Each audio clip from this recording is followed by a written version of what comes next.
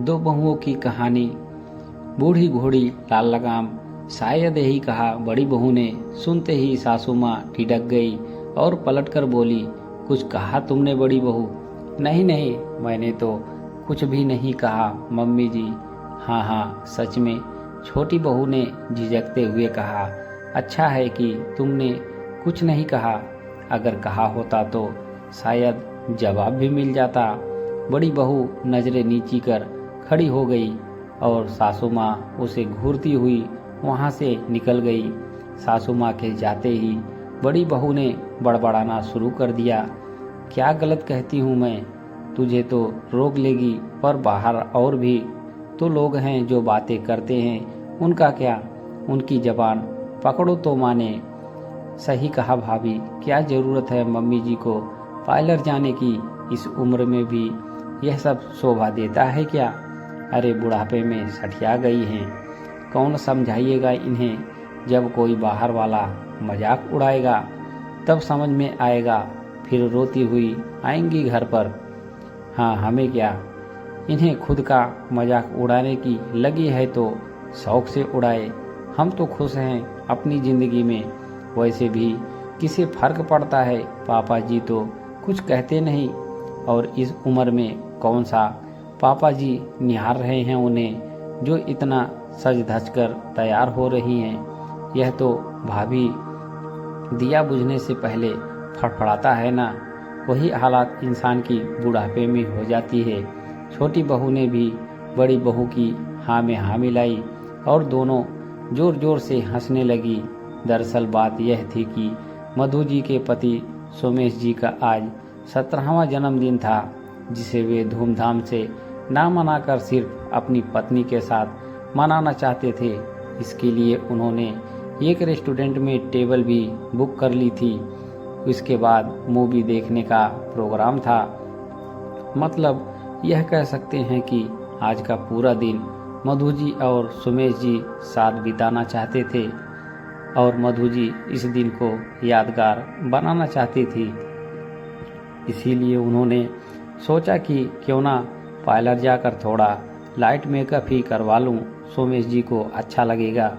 बस यही सोचकर वे पार्लर निकल गई और यही बात दोनों बहुओं को खटक रही थी कि देखो तो मम्मी जी और पापा जी बुढ़ापे में कैसे कैसे गुल खिला रहे हैं। खैर, दोपहर के 1 बज रहे थे। सोमेश जी अपने कमरे से तैयार होकर बाहर निकले तो एक पल के लिए बेटे बहू पोते पोती उन्हें देखते ही रह गए।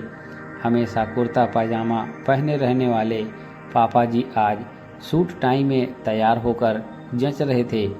पापा जी बार बार घड़ी की तरफ देख रहे थे। फिर उन्होंने अपने बड़े बेटे से पूछा, अरे बेटा, तुम्हारी मम्मी आ गई क्या? नहीं, बस आने में ही होगी। थोड़ी देर बाद डोरबेल बजी। बड़ी बहू ने जाकर दरवाज़ा खोला तो मम्मी जी को देखकर एकटक निहारती ही रह गई। हरी बंदेज की साड़ी, उस पर ब्लेजिंग ब्लाउज, साथ ही बालों का सुंदर सा जूड़ा बना कर रखा था और हल्का सा मेकअप। आज वाकई मम्मी जी कहर ढा रही थी। सोमेश जी तो मधु जी को निहारते ही रह गए। इतने में दोनों बेटों एक साथ ही बोल पड़े, वाह क्या बात है मम्मी, आज तो बहुत सुंदर लग रही हो। दोनों बेटों की बात सुनकर मधु जी मुस्कुरा दी। इतने में सोमेश जी बोले, तो मधु जी तैयार हैं आप साथ चलने के लिए? जी जरूर, कहकर दोनों पति पत्नी वहां से निकल गए। उनके जाते ही दोनों बहुओं ने फिर से बड़बड़ाना शुरू कर दिया। यह क्या शोभा देता है, मम्मी जी और पापा जी को इस उम्र में एक दूसरे का हाथ पकड़े घूमे जा रहे हैं, और तुम दोनों भाई कुछ कहते भी नहीं, और देखा नहीं कैसे तैयार होकर जा रहे हैं। इनके पोते पोतियों की शादी की उम्र होने को आई और इन्हें देखो, कल को यह सब सिखाएंगे अपनी पोता बहुओं को। कम से कम पूछ तो लेना चाहिए था हमसे, क्यों इसमें गलत क्या है? मम्मी और पापा दोनों पति पत्नी हैं, एक दूसरे के साथ समय बिताना उनका हक है। जिनके लिए भला किसी की इजाज़त की क्या ज़रूरत है।